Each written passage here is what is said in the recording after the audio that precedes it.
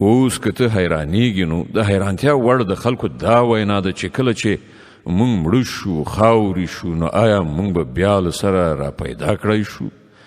دا هغه خلک دي چې دوی په خپل رب کافر شوي دي. دا هغه کسان دي چې د دوی په غاړه کې توقونه غورځېدلي دي. دوی دوزخیان دي او په دوزخ کې به د تل لپاره اوسیدونکي وي. دوی له نیکۍ نه مخکې د بدۍ لپاره تلوار کوي. په داسې حال کې چې له دوی نه مخکې چې کومو کسانو دغسې کړنلاره نیولې ده پر هغو باندې د خدای د عذاب د عبرت وړ مثالونه تیر شوي دي.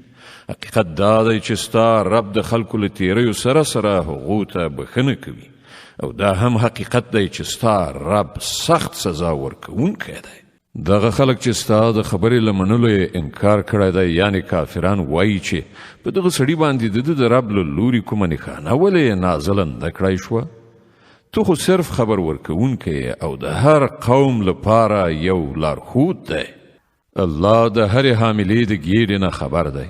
څه چې په هغې کې جوړیږي په هغه باندې هم هغه پوهیږي او په هغه کې چې څه کمای یا زیاتوالی راځي له هغه څخه هم هغه باخبره دی. د هر شي لپاره د هغه په وړاندې یوه اندازه ټاکلې ده. هغه په پټ او ښکاره هر څه باندې عالم دی. هغه لوی او په هر حال کې د لوړتیا خاوند دی. له تاسې نه کوم څوک په زوره وغږیږي یا ورو او څوک د شپې په ترږمۍ کې پټ شوی وي یا د ورځې په رڼا کې روان وي د هغه لپاره ټول یو شانته دي. د هر چا وړاندې وروسته ټاکل شوي څارونکي دي چې د الله په حکم سره د هغه څارنه ساتنه کوي.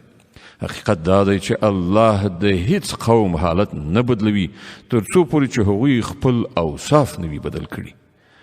او کله چې الله کوم قوم ته د سزا ورکولو فیصله وکړي نو د هغې مخنیوی د هیڅ چا په وسیله نشي کېدی.